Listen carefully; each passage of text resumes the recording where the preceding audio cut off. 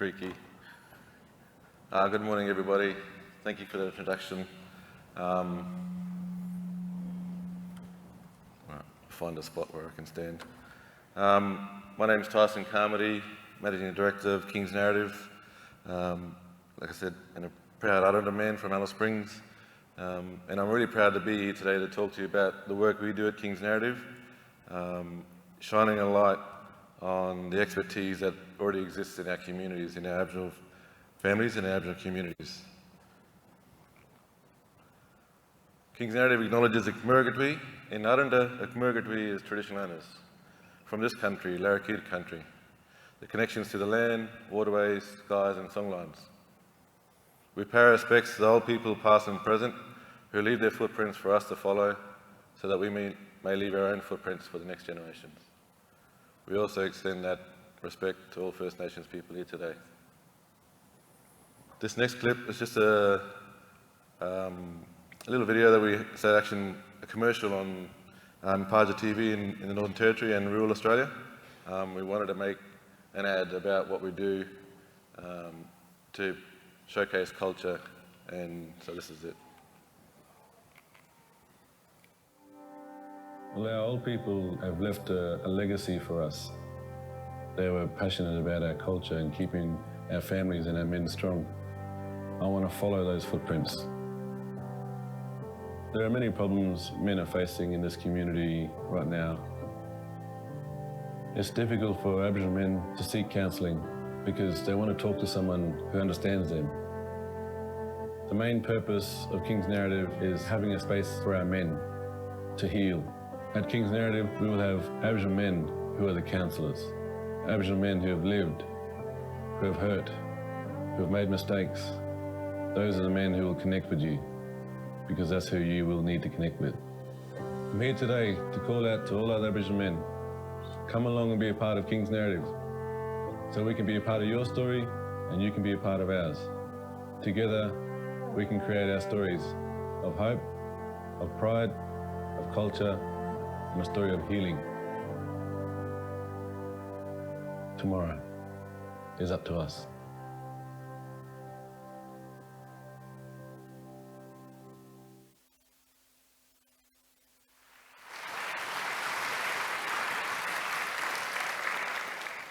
It was important that we showcase culture in such a way that our men could see it and see themselves in that ad, and it worked because they came.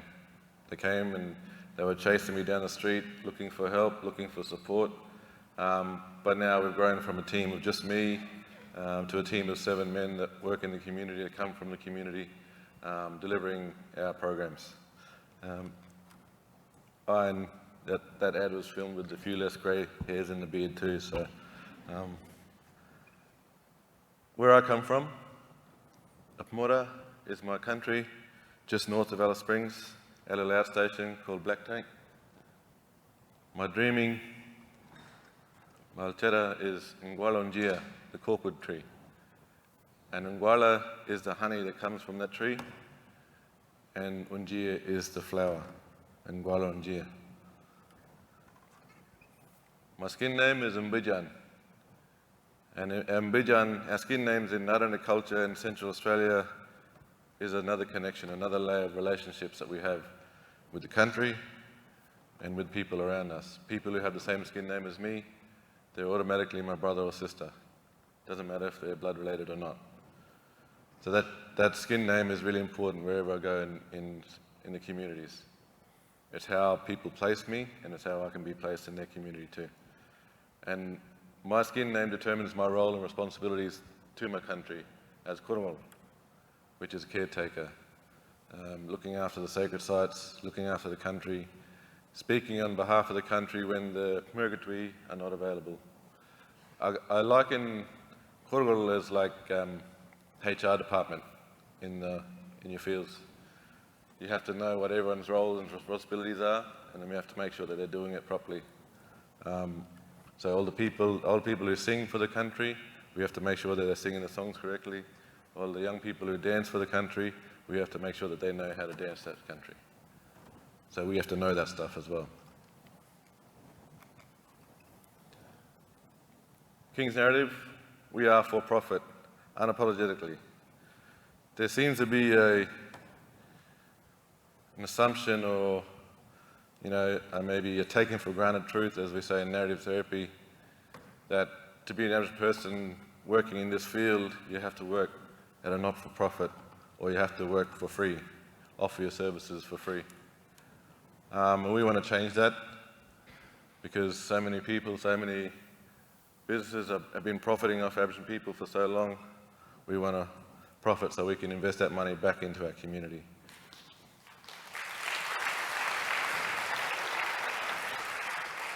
In the Northern Territory, for every black business, for every dollar that they make, there's a $4 return back into the community. And when you go remote, it's a $6 return. So I was going to say it makes sense to buy black, but it makes dollars to buy black. And it's a really important way. People often ask, how can we support? And that's often what we tell, buy black. Buy from a black business, buy from a black service. And that money stays in the community. But culture is at the centre of everything we do. Arrernte culture is what informs how we run our business. I want to learn how to run a business from that Western business structure, so I learn what not to use. Because our culture, Arrernte culture and Aboriginal culture, is the oldest living culture in the world. And it didn't happen by accident. Our vision: Aboriginal men are the authors of our own stories. We are proud, healthy, and connected to our culture. That's it. When you're connected to your culture, and you're connected to who you are and your identity, you make better choices about your life. And when you're proud about your culture, you look after it better. When you're proud of your kids, you look after them. When you're proud of yourself, you feel better about yourself. And this is our mission: to empower Aboriginal men to be the authors of their own stories by focusing on health, well-being, leadership, and economic development, centering our ways in our culture. We work on country, always guided by cultural protocols, creating a safe space for our men to come together to heal and grow. In everything we do, we want to reignite the spark in our men, that pride in their country, in their culture. So this guides everything we do in our communities.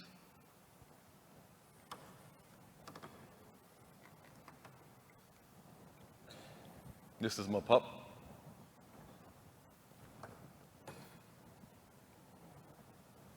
Excuse me.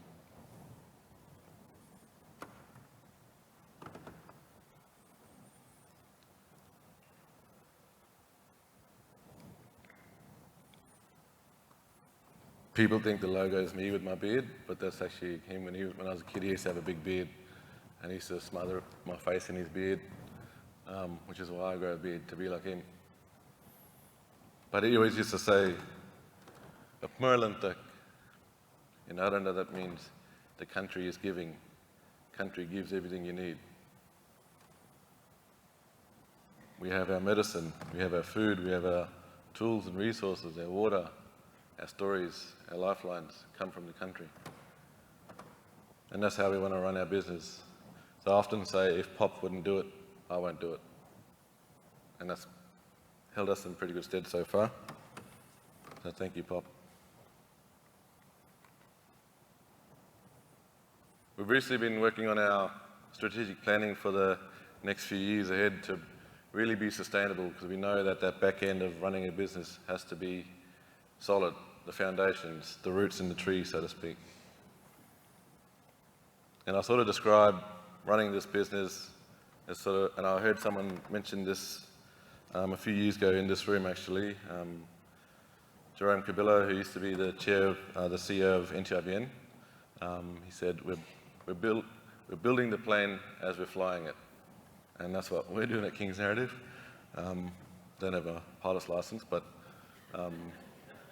we did a bit of a word count from our strategic document, and we wanted to put this image out there to show just what's really important for us in culture, our men, our community, Aboriginal culture.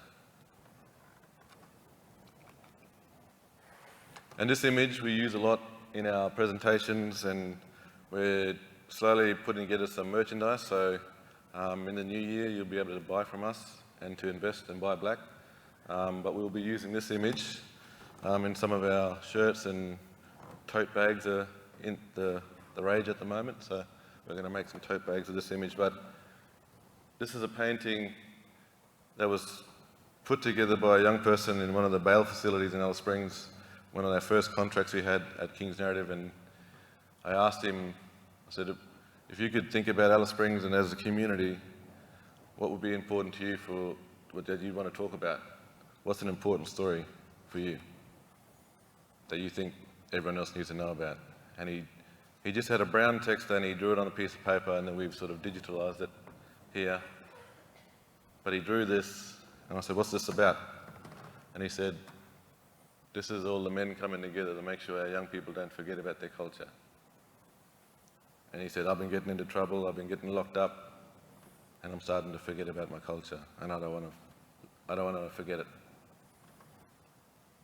So that was a powerful story, and I see him every now and time again, and he gets paid every time he uses this image now.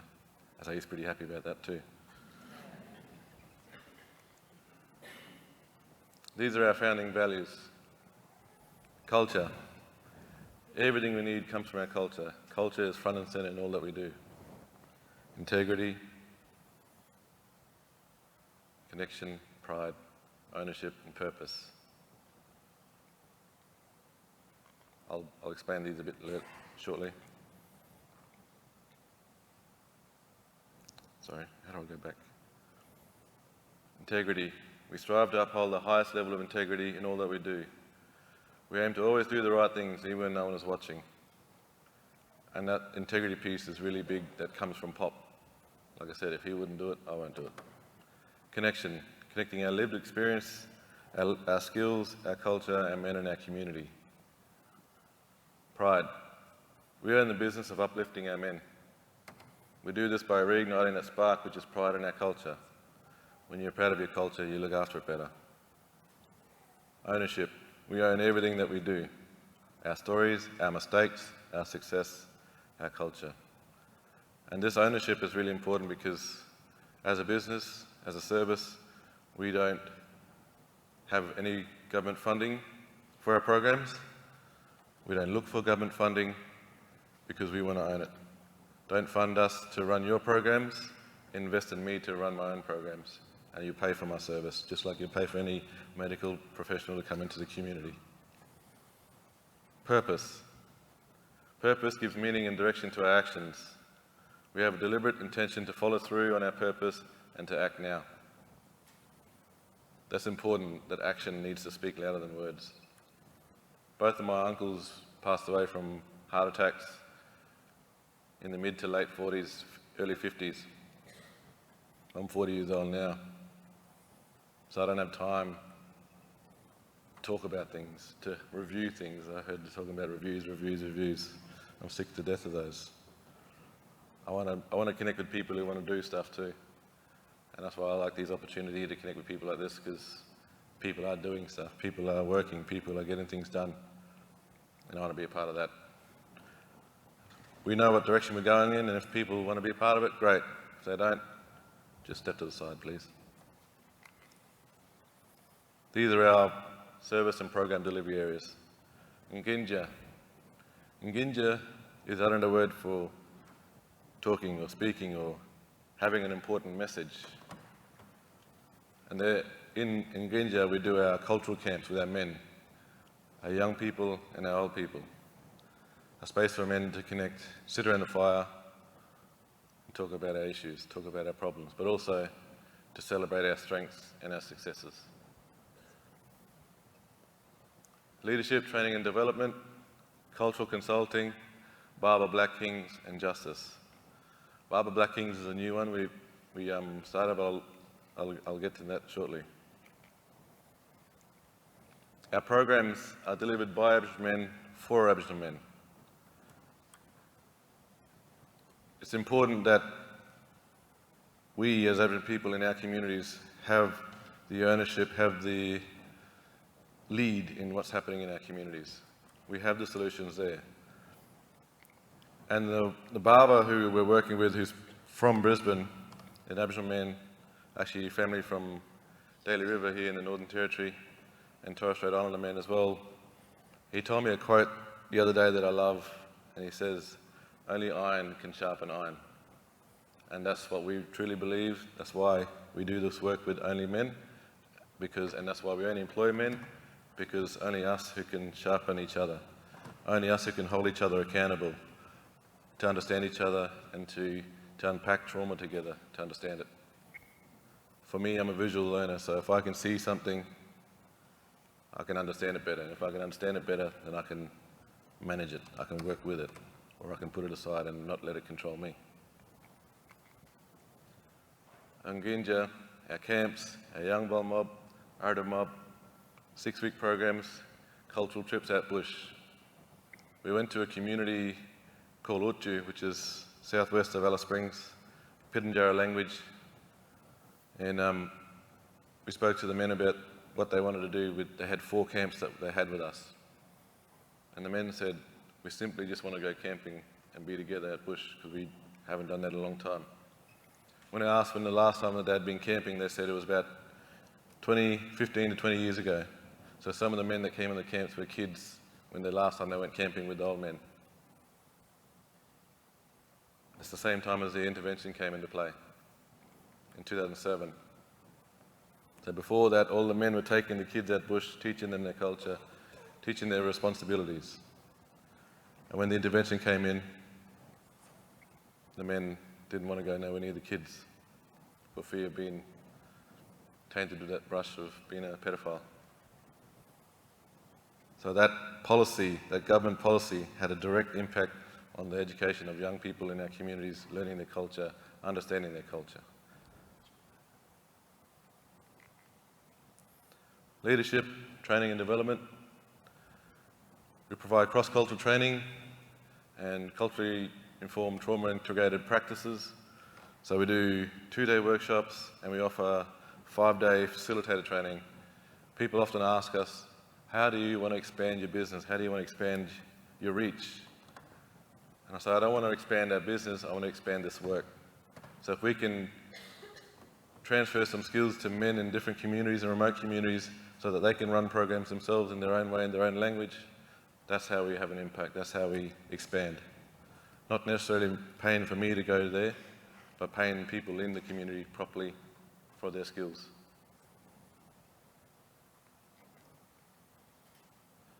Cultural consulting, presentations, guest speaking like this, and our bush medicine workshops are a really big part of how we invest that money back into our programs. The counselling service that we have for men, any money we make, if a man comes off the street looking for one-on-one counselling, he doesn't pay for it, we pay for it, because we've made that money ourselves. We don't get funding to do that because we don't want that. We want to be able to do it ourselves. This next clip is a quick little clip around our bush medicine program.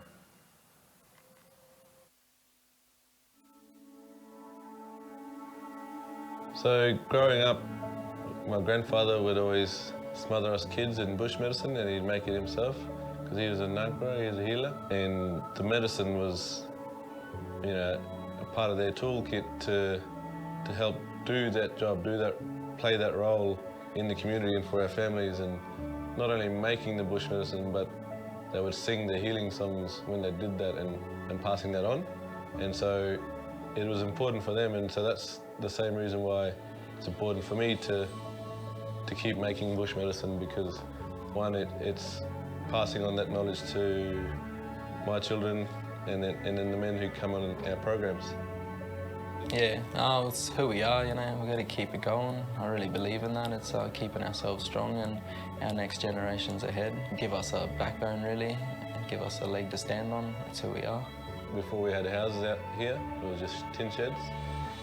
And my pop lived in just one of the small tin sheds there, and it was school holidays, so I was out here for 2 weeks with him. He'd always, before we go to sleep, rub the medicine on me, and in this particular memory, you know, we were laying down in bed and I was just laying back and started to sort of have a bit of a sniffle, a bit of a cough, and so we sat up and he rubbed some on, but he sang some songs for that medicine as he rubbed it on me.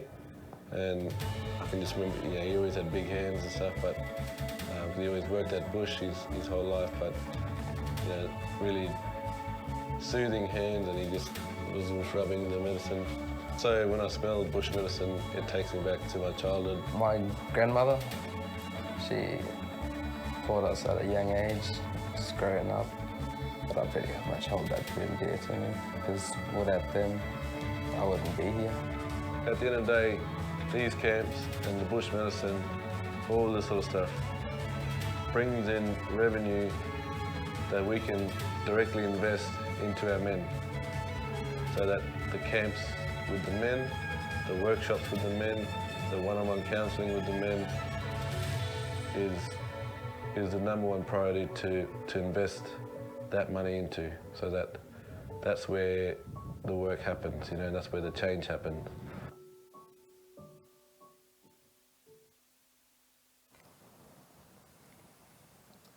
And justice. So this one's a really big one for us. And we've always been dancing around this area of justice, and now in the Northern Territory they want to, and they are lowering the age back to 10 years old of criminal responsibility, despite all the evidence that says that's not good, that's not healthy, that's not right. Well, we're working with them, and we're working with the Corrections Department in a new program around General Offenders Program, and we're really excited about this because we've been into the prisons, we've been into the Youth Detention Centre, and you can provide support in there, but it's out when the men get released is where the triggers are, it's where the stresses are, where the trauma is, and that's where we need to have the support as well. And so we're really excited about this program. It's a new program, a pilot program, and we have a 12-week program with our men where they are with us for 12 weeks, twice a week, out bush, and it's just starting off, so we're really excited about this opportunity.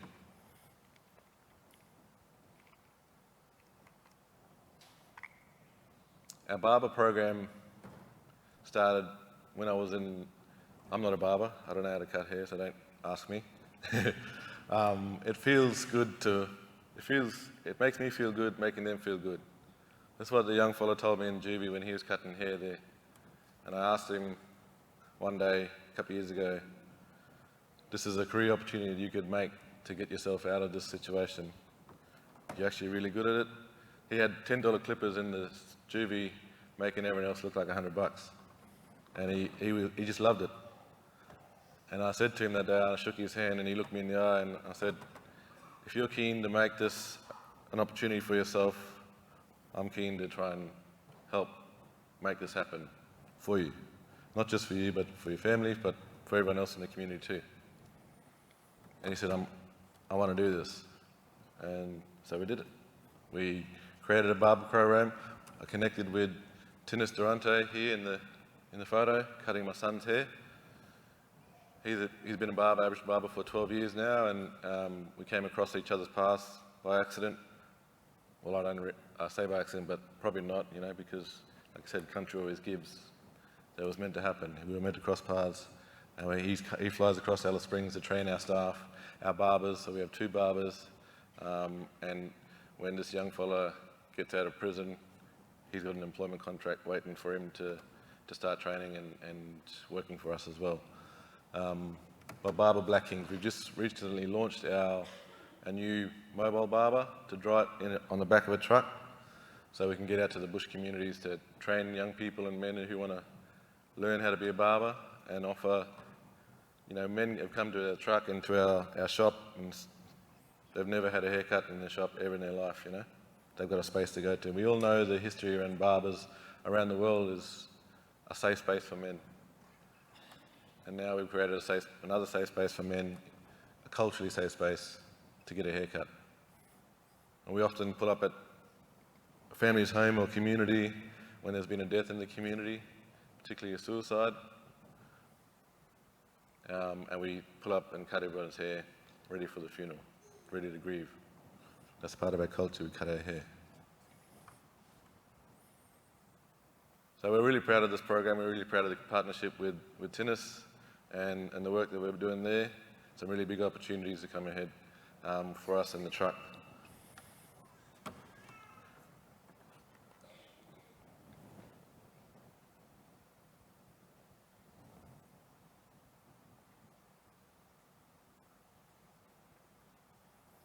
We use this image a lot to build pride in amongst our people. So when I walk in the room, I walk in knowing I come from the oldest living culture in the world. And I'm really, really proud of that. It's not to say I'm better than you, I just feel really good about myself being an Aboriginal man, being an Arrernte man.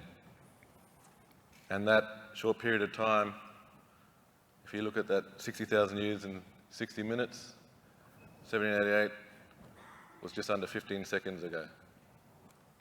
So much hurt, so much trauma, so much pain, dispossession inflicted on Aboriginal people in that short period of time. So when it comes time to addressing problems in our communities, especially for Aboriginal communities, who should be speaking? Who should be leading? Someone who's been here for 15 seconds or someone who's been here for an hour? That's our approach. We want to celebrate the skills that are already there in our Aboriginal community, in our Aboriginal culture. But it's not a given that you should have access to that either. Aboriginal people are generous. We bring people in all the time, sometimes to our own detriment. So I'm pretty guarded about who I bring in to this space with me, because it's not a given right, it's a privilege to be able to access the oldest living culture in the world. But we know that we've got what it takes to create solutions in our communities. And we want to be a part of those solutions. We're not the be-all and end-all at King's Narrative, but we know what we can do, we know what we're good at, and we want to keep doing that. But we want to be a part of it. Just like our skin names determine our roles and responsibilities, everyone plays a role. Everyone plays a part in the bigger picture of things. And that's what we want to be a part of. So I want to leave this image with you when it comes time to thinking about solutions and what's the theme again? Building foundations. Building strong foundations for a better health. What better foundations than the oldest living culture in the world? It's sustainable, it was successful. We were the first medical practitioners. We were the first counsellors, therapists, the engineers. We were doing it all before everyone even thought about it. So really tap into the local people in your community, the Aboriginal people in your community, where you are. Value and celebrate them. And be ready that sometimes you might get told to stand aside and move out the way. And that's all right. If that hurts your feelings, just sit in that feeling. It's all right.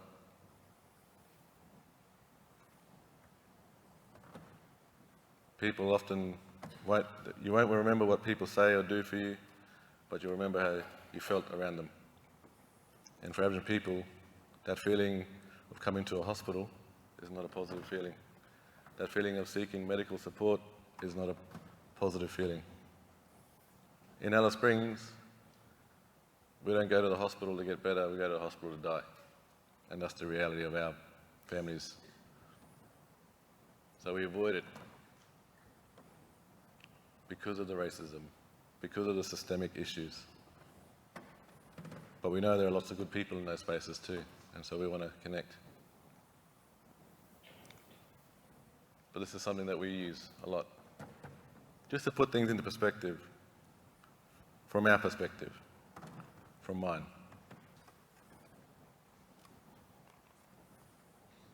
Kalmara.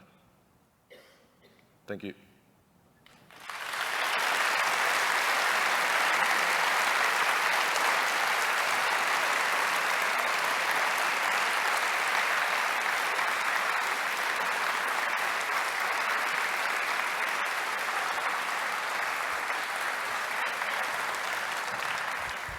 Thanks, Tyson. People are already asking questions via the app, so if you haven't downloaded it, do download it, and plenty of time for conversation. So one question is, and I think people are really fascinated, I was certainly too, changing that business paradigm from being funded to being paid. Just talk about that journey.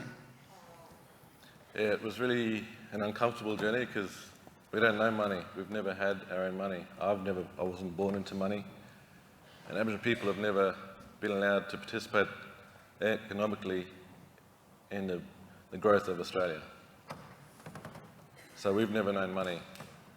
So the idea of making our own money is really foreign and really scary. And we get questioned a lot, you know, from our own community. Who are you to make money off of this, you know? It does create some lateral violence there for sure. But we know you can't be what you can't see. And we want to be seen so that it inspires someone else to do the same thing, or someone else to at least try something different with a new perspective. And I guess if I was to draw the number 6 on the floor here, what number would you see? This group here in front. 9. If I say it's a 6 and you say it's a 9, who's wrong? Nobody. But too often we get told, Aboriginal people, no, it's not a 6, it's a 9, be quiet. And so when you have your own money, you have a bit more. You can say what you want to say, and you can do it your own way without fear of losing that funding, without fear of being told how to do it. And I've worked in lots of community organisations and schools and I've written plenty of reports back to funding bodies where it's so easy just to lie about what you're doing because you need that money to come back. And that didn't sit well with me. I'm not going to lie about what we're doing. So I want to, own those mistakes and be part of it, yeah. So, but I want to get back to the work itself, but just on this, what is the business model? Who pays you? Hey, anybody who wants me to come, I'm paid to be here right now. I'm not going to go anywhere unless I'm getting paid. Right, fair enough.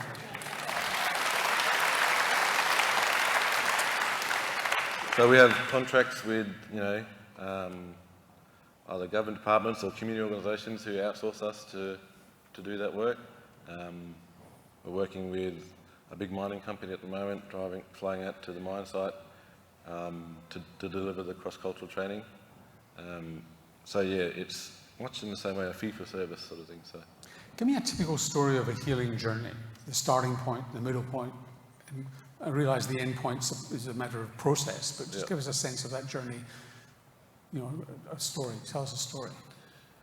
It's a really important story because the start of it, you could be starting at wherever you're at in your life, but if you think of it as a timeline, you might be a 40-year-old man just starting to look at yourself and look at your trauma. That journey is a new journey, just like you've been born again. So you need to really bring it down to that base level of like, all right, where are you at? And like I said before, to understand something, to understand trauma, you need to see it. And you got to unpack it. So you got to, the work we do, you can't swim unless you get in the water. So we need to get into that space of trauma to trigger our men safely and controlled so that when they're in that space, then they can learn how to manage it. They can feel it, feel the feelings, and so we need to be able to see the problem for what it is. And in narrative therapy, we say the problem is the problem, not the person. So if I'm got anger issues, he's just an angry bloke. But if we look at the anger itself separate, so this bottle of water is the anger, I want to place this over here, away from me, so that I can see anger, see what it does, see it for what it is, and see how it manipulates me, see how it manifests in my body. And when I know all of that stuff, when I'm equipped with that information, I can manage anger myself. And so some of that process is one-to-one, Yeah. and a lot of it is communal. Just give us a sense of that balance, because you get into a very difficult place when you acknowledge that anger. That's right. It's a scary space, you know, and it's a vulnerable space, and a lot of our men are not comfortable being vulnerable. But in that group setting, when we're all being vulnerable, it helps to set that scene. It helps to give permission for anyone else to try and to be vulnerable as well, because it takes great strength to do that, to be vulnerable. And I mean, obviously the journey is different, but where does it go from there? So you've acknowledged it, you've acknowledged what it does to your behavior and the impact of the people around you, but it's not a blame story that you're talking about here, it's a narrative. Yeah. Where do you take the narrative that it becomes a healing process? That's the beauty of being the author of your own story. You can take it any way you want. It's your story, not mine, not anybody else's, you know. But if we have a collective story as well about where we're going, and that story is in culture, that's where we want to go. So we bring it back to culture. When we have a youth justice program working with young people getting in trouble, we don't have a youth justice camp. We have a cultural camp, because it's sort of like, you know, if your kid's climbing the tree and they slip and they hang onto the branch, what do we instinctively tell them? Don't let go. Don't let go. Rather than saying, hold on tight. So we're flipping that back around, flipping the message. And so when we're at bush practicing culture, you're not in town smashing windows, getting into trouble. So yes, there's that there, but I want to talk about culture first. Let's bring it in a positive framework, then we can unpack that other stuff as it comes out. So you have that intervention, but you're talking about ingrained trauma, you're talking about ingrained behaviors, ingrained responses. Just doing this once isn't going to work. No. How long does the process, your helping process go on, or your facilitating process go on? Because something could happen a year from now, and you've been there for 6 weeks, and you know what I'm saying? I think it's a journey for the rest of your life in many cases, you know, like it's, but the work we do, like, yeah, we have multiple trips, we have multiple camps, we have multiple programs that we repeat, and that's why we're excited about this 12-week program with the men in corrections, because we know that they're more than likely going to do this 12-week program, and then we'll probably do another 12-week program with them, and maybe another one before that change starts to happen for them, what they want to change, you know? There's a few questions coming through. One is, there's a group of doctors here. How do they help you to help Aboriginal men? Or how do they help Aboriginal men in ways they might not have thought about in their practice? I think we need to equip doctors going out to these communities to be able to understand the space and work in that space effectively. So, you know, if you're going to drive out bush on a dirt road, you've got to have full drive skills to be able to drive on the dirt road. And you needed those skills to be able to work with Aboriginal people. And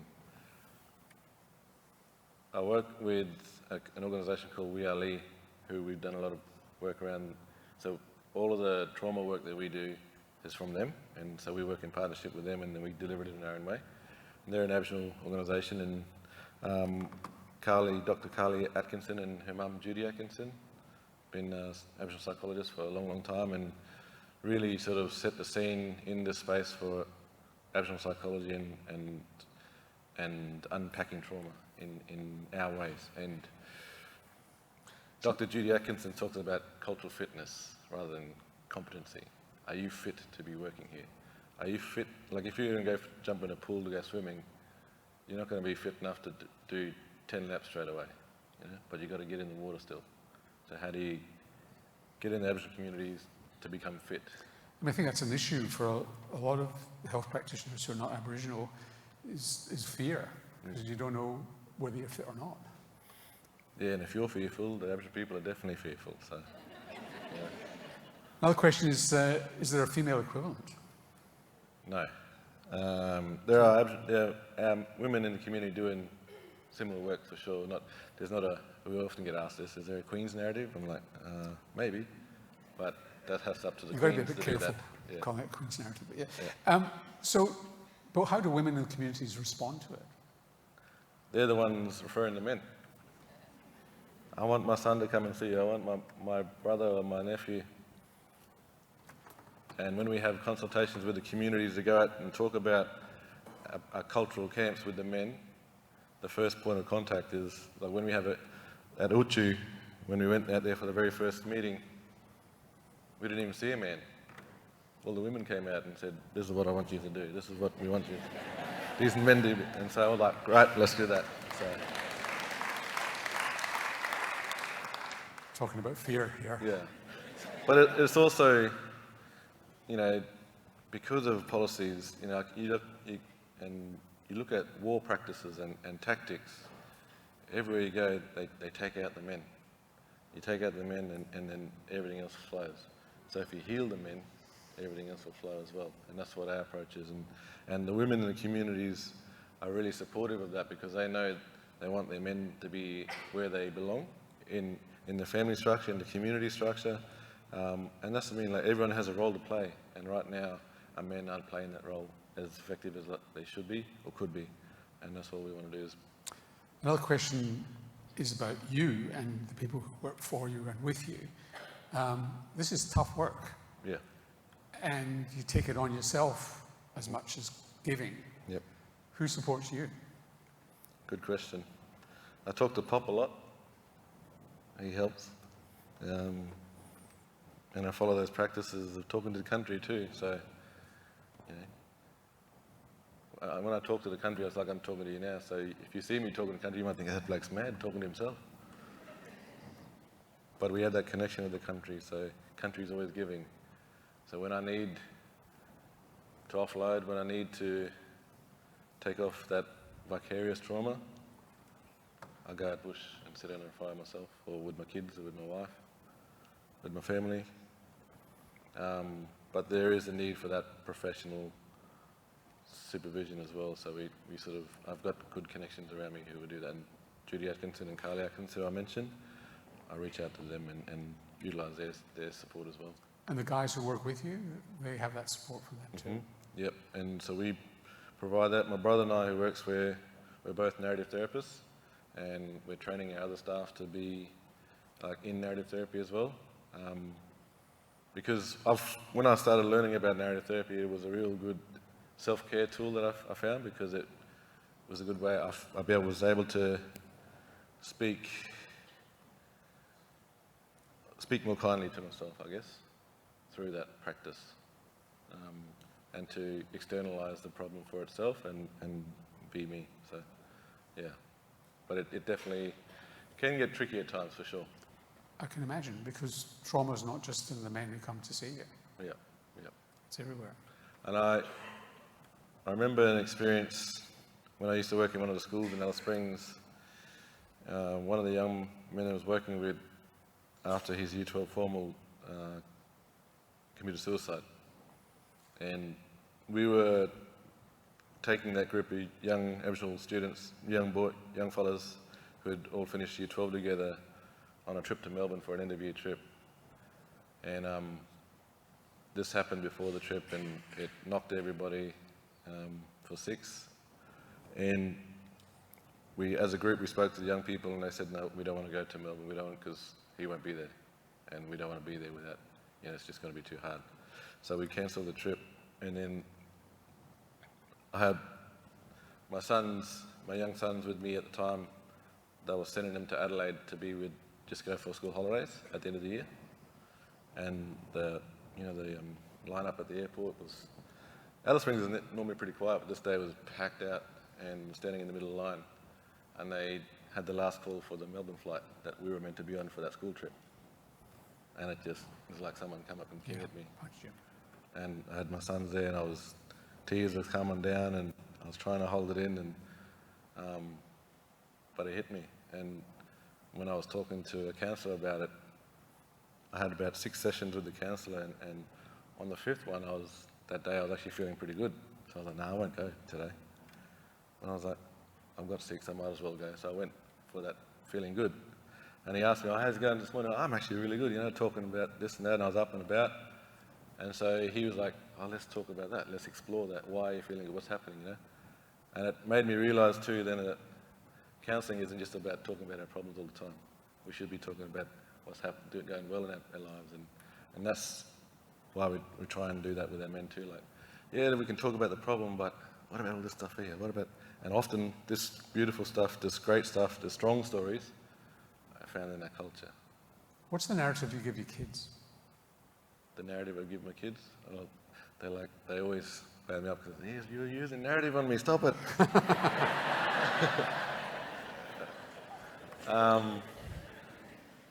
But you know, our eldest son, he's very fiery, he's very confident in himself, and he's a boxer, and he loves to fight, and so he's looking for any chance to fight, and I'm like, in the ring, stay in the ring, please, like, you know. And it didn't take much to get him going, you know, and so he was not getting in trouble, but he was, yeah, in situations, and he wouldn't go looking for trouble, but it was sort of like, if he knew trouble was walking that way, he'd just go and put himself in front there, just so he could go, oh, well, let's We've all go. got kids like that, yeah. But then I hear him saying things like, I often say to the fellas, lions and sheep, you know, like, lions don't concern themselves with the opinions of sheep, and he's, I'm sick of you saying that. And then his younger brother was getting angry about something, and he said to him, lions and sheep, and I was like, and then he realised what he said, and he was like, So, yeah, look, it's an ongoing thing, and it's also with my sons, because they are my sons, sometimes I'm not the right one for that conversation, you know, because of how close we are. And so they need to have a choice of where they can go to of different men that they can go to. And that's why we want all of our staff to be trained in narrative therapy or trained in counselling, because then the men who come to our service have a choice. Right now, they don't have a choice. So speaking of anger, but also speaking of the name of your business, the King's Narrative, and the anger that we saw from Lydia Thorpe in Parliament and the Great Hall the other day, where does the name come from? Because some might say it's got colonial implications, without any judgment on Lydia Thorpe. No colonial connection other than the word itself, but it's more, in Alice Springs, it's a term used a lot around that respect we have for someone. So, you know, my brother is the king on the footy field, or my brother is king on the drums, on the guitar. Or often not, we talk about old people like that. And so our grandfather, my pop, is our king. And that's how we see him.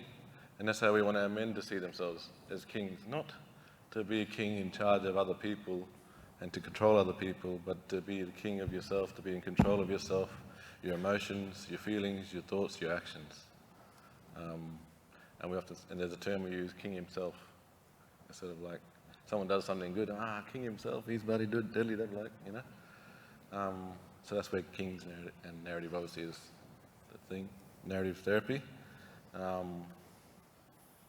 Yeah, and we spent a long time looking at the name because it was important, and Kings kept coming up, and so we said, well, that's not by accident. So, yeah. Two things.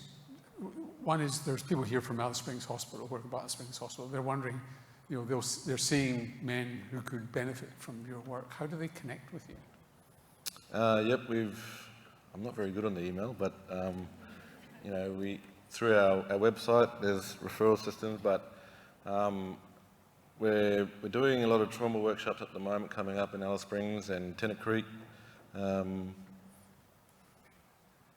We're sort of in a bit of because we're 3 years into the business, so they say the first 5 years is your startup period. So it's a lot of learning happening in terms of running a business and having capacity to do everything that we want to be doing. And so right now, a lot of that one-on-one support isn't happening as much as we'd like because of having to just get everything else up to where it needs to be. Yep. But yeah, we have, you know, those programs where people can refer to through our website, and we have our expression of interest form and community events and things like that. And we can also even come into the hospital and do some work with the staff there potentially too, you know, so, yeah.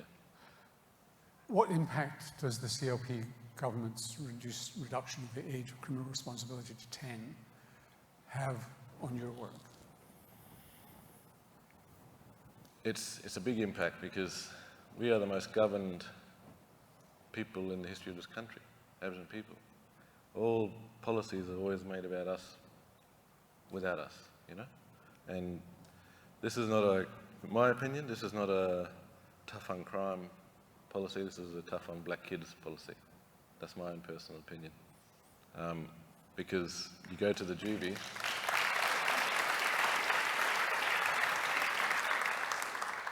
if you go to the Alice Springs Youth Detention Centre or Dondale, all the kids are black. And we know the sooner you come into contact with child protection or the justice system, it's a slippery slope and it creates better criminals, doesn't reduce crime, you know. And the stats and the evidence is all there to everyone to see. So yeah, it's going to be profound impact for sure. But also I want to get to the point where we as Aboriginal people and us as a business, us as individuals and collectively in the community, we're not reliant on the government so that whatever policies they make has not as much as an impact on us, because we're going to keep doing what we're doing anyway. We'll do without you. And that's, I want to make governments redundant. Sorry, there's a politician in the room, but yeah. Tyson, thank you. It's been great. Thank you.